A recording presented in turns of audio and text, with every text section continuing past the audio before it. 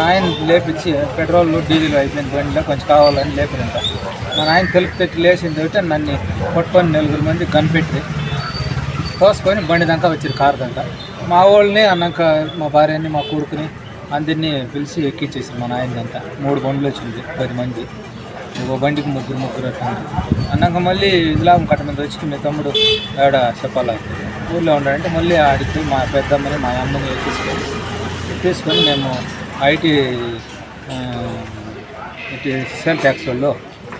information ఇచ్చింది మీ మీద ఆస్తుల కంటే ఆదాయం కంటే ఆస్తి ఎక్కువ రైడ్ చేస్తాను మేము తోడుకుపోతాము చెప్పుకోవాలి లేదా డబ్బులు ఉంటే మాకు ఇచ్చేయి సోగున మేము పెట్టుకో మాకు మేము మాట ఏమీ లేదు డబ్బులు ఏమీ లేదు లేదు మాకంతా తెలుసు నేను ఆడ స్నేహితం చేస్తే ఆడ ఒప్పుకుంటాము నేను ఆ కొడుకుని ఆడికి తీసుకోవాలని వచ్చి మన పోలీసు వాళ్ళు ఆడ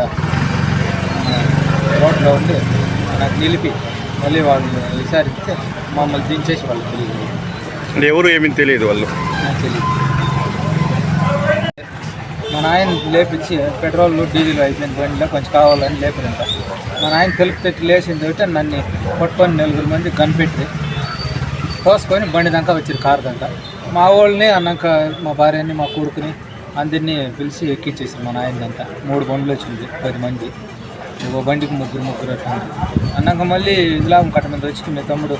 ఆడ చెప్పాలి ఊళ్ళో ఉండాలంటే మళ్ళీ ఆడికి మా పెద్దమ్మని మా అమ్మని తీసుకొని మేము ఐటీ